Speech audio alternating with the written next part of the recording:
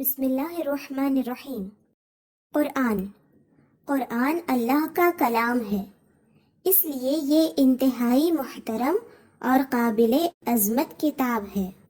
اللہ تعالیٰ کے مقرب فرشتے حضرت جبرائیل علیہ السلام اللہ کے پاس سے وحی لے کر آتے اور حضرت محمد مصطفیٰ صلی اللہ علیہ وسلم کو سناتے تھے۔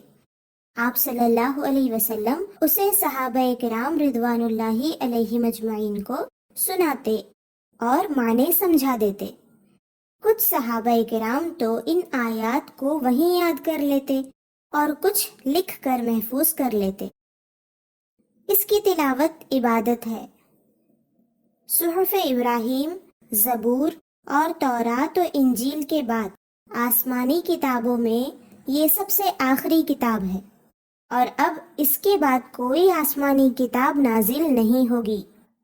دنیا میں یہ ایک ہی ایسی کتاب ہے جو کروڑوں کی تعداد میں لوگوں کو زبانی یاد ہے، اور یہ دنیا میں سب سے زیادہ پڑھی جانے والی کتاب ہے، اور اس کو کوئی بدل نہیں سکتا۔ یہ انسان کو مکمل زندگی گزارنے کا طریقہ سکھانے والی کتاب ہے۔ حدیث۔ رسول اللہ صلی اللہ علیہ وسلم کی زبان مبارک سے جو بھی بات نکلتی ہے وہ اللہ کی طرف سے ہوتی ہے اور سچی بات ہی ہوتی ہے۔ وہ کوئی بات اپنی خواہش سے نہیں کرتے، وہ اللہ کی باتیں بندوں تک پہنچاتے ہیں۔ اللہ تعالیٰ نے بندوں کو یہ حکم دیا ہے کہ نبی صلی اللہ علیہ وسلم جو حکم دے وہ کام کرو، اور جس کام سے منع کریں اس سے بچتے رہو۔ اس لیے صحابہ اکرام رسول اللہ صلی اللہ علیہ وسلم سے جو کچھ سنتے اس کو لکھ کر محفوظ رکھ لیتے تھے۔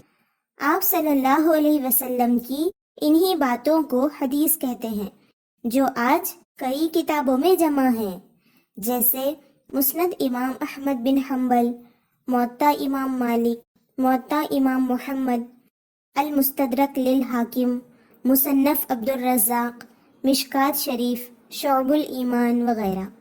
اور ان کے علاوہ حدیثوں کی 6 مشہور کتابیں یہ ہیں جن کو صحاح ستہ کہا جاتا ہے: بخاری شریف، مسلم شریف، ترمذی شریف، ابو داؤد شریف، ابن ماجہ شریف، نسائی شریف۔